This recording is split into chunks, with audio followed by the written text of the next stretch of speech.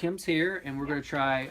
We're going to talk about this. This is. Why don't you tell them a little bit about what we're doing with them? Okay, so part of the problem that we're having is when we go to do takeaways or create new things when it's time to leave, we're all sort of doing these boxes a little bit different, and we need to have a little bit more uniformity to make it just even and easier for the person doing support later to be able to grab the information.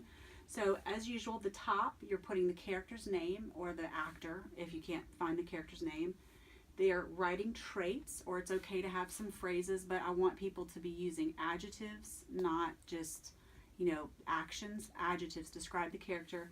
Again, we're still circling in orange. And they can use phrases for that. They can use phrases, but we have to get out of this routine of using all these actions, and they're not really describing not actions, the character. but phrases that describe the character Exactly. are fine. And then you're going to have them only circle 3. That's been another problem. Please only let them circle 3. That's very important for speed presentations at the end. And it is with the specific red marker or yes, orange the marker. orange marker. Mm-hmm. And we're going to be using the thin Sharpies because we need all of the space that we can get. So the thin Sharpies will be out for you. The next thing I want you to do is in the box for Nightmare Team, you're going to, when you have this sheet with you, you'll have the sheet back with you before you actually write the words down. Go ahead and write people and underline it, world, actions, and we're going to be going to 3, and meaning of the worst. Go ahead and write that down so that that sort of becomes your template. So you're going to have the people traits, then the world traits, and then up to 3 actions. It's okay if there's only 1, but we're giving them up to 3. And then under here, you're writing the meaning of the worst action. And that's usually they'll have the board back in front of them at this point because we've given it back to them to circle so they can write what it means. In other words, for this one, it said driving away from the apartment. What does that mean? Well, I would say it means that I could care less how much you spend time in, that I'm really shut down and I don't care if you put work in. So we want them to write down that meaning because they need to understand the specificity of it. And just to interject here, this is really, really important. Your actions should be actions as if it's in the script of the movie, okay? So if you read a screenplay, you would not read a screenplay that said, she cares so much for him. No, you would read a screenplay and it would said, she gives him a flower. And so we want to make sure that when you're that you overemphasize the fact that actions are either lines of dialogue or they're actually describing a specific action, but they're not mixed with meaning, because then when they try to do meaning about that action, they're lost. They don't even know what you're asking them because they wrote down a meaning statement already, if that makes sense. Yeah, keep in mind, like if someone were to find the movie, then they would be able to say drives away from the apartment. They would know exactly where that is. If you cannot find it in the movie, if you were given the DVD, then you're being too vague. We want it specific. The last part is for the dream team, and this is kind of a little bit of a difference. Again, you're doing people, same thing, world, same thing, and 1 action. And what's happening a lot of times is people aren't writing that action down because we assume that since we have it on the clip grabber that we don't need it. We need it. So please make sure you write down that action. And then Brian will go through this part of it because this is a little bit more curriculum. So you want to tell me through. Yeah, so let's say Kim's picked the movie and the action that she picked was a line of dialogue, which says, maybe the reason you're here with me is because you don't want to be standing somewhere else. And this is from Serendipity. So that's the line that she wrote down as the action, okay? And so as the facilitator, I'm leading her with this question, which is for meaning. So this is the meaning statement you're trying to grab. And so I want to tell her, Kim, now imagine you're that supporting character, the guy who says this, and you're actually in his shoes. This is similar to what we do with love. And what is he saying by that, that line? What is he saying by it? And so I want to, the way you're going to say it is kind of fill out the rest of the sentence. I will support you by... So what is he saying with his action? I would say I will support you by giving you freedom to choose what's best for you, and like also telling you the truth in a kind way. Good. And so that's what I'll be writing. And as you can see, Kim wrote, again, we can put this beforehand, I will support you by, and then we're writing that meaning statement for that action. It's just like love, where we write a meaning for an action. And so the only thing is we're leading them with, I will support you by.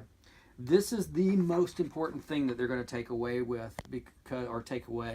because we want them to have that specificity of what support looks like for them, and what that action means. And then after that's all over with, you've captured that. That would be sort of the normal conclusion for Dream Team.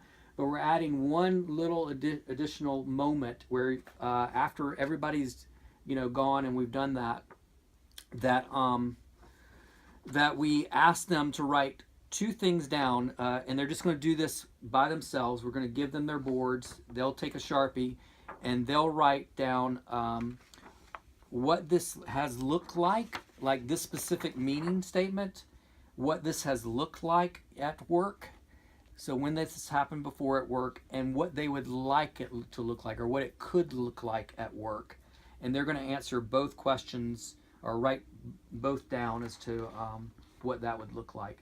This is, again, going to be a part of the presentation, so that when they get up, we can ask them, okay, tell us when this has looked good at work. So for instance, I'm asking, you're in presentation mode right now, and I'm saying, hey Kim, so what does this look like in your work whenever you said, I will support you by giving you the freedom to choose and tell you the truth kindly? Like, when does that happen at work? Like for me, that's happened recently when I was having a hard time, and you just told me that I was being over-responsible, and you gave me like permission to take a week off of work, and that I could really enjoy it. So you told people not to call and like get me extra work while I was gone, but just really let me rest.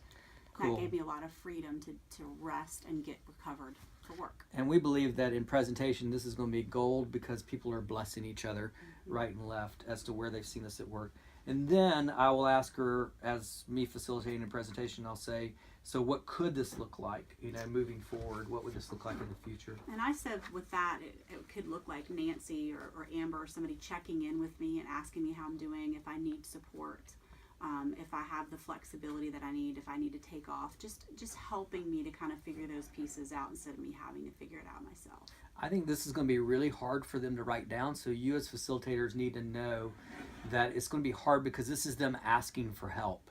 And that's going to be hard for them to do, as well as hard for them to imagine.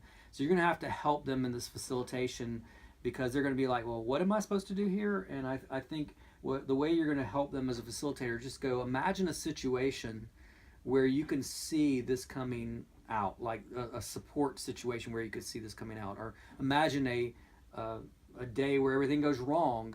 What would it look like for someone to come and support you in this way?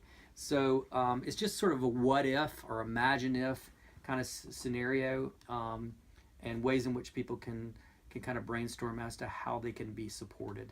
So anything else you think? Yeah, and I think that's huge, because it's more natural, it's more organic, and it also gives them time to think of an instance instead of putting them on the spot whenever they're up in front of everybody where they can't think of anything. It kind of gives that freedom, and it's real specific, so that their coworkers can really know in the future how they can really love and support them. I really think that's going to be good, and it's going to be a little bit easier. Now, you circled action 1, but they don't really need to circle this action, right? Yeah, you don't have to circle So you don't need to circle that, because you're only getting one action. So as you're going person by person, you're grabbing the people, the world, the action, and then what that action means. And then you're going to the next person, right? And you do that for everybody. Then you have them circle the people, have them circle the world. Right? Yes? Yeah. All at once? They're yes, doing they people do in all world. of that at once, and then when they go to the action, then you probably will do the meaning with them at that point. So we need to be very clear. Are we doing meaning at that point, or are we doing meaning when they actually did it their turn? I think when they did their turn, it makes the most sense, because they're thinking in terms of that instead of going back. Yep. So complete through everything. So you're writing their people words, their world words, their action, and then I will support you by. And then everybody together at the end circles, and then they get their board back and they get a chance to write what it would look like and what it did look like for them. Yeah. So after everybody's gone, is everybody circling, and then everybody taking the time to say looks like and would look like. And that's when that's the only time they'll be writing on their board, is when they're either circling or they're writing those two last things. The rest of the stuff we're going to write, and that's the other thing, is a reminder.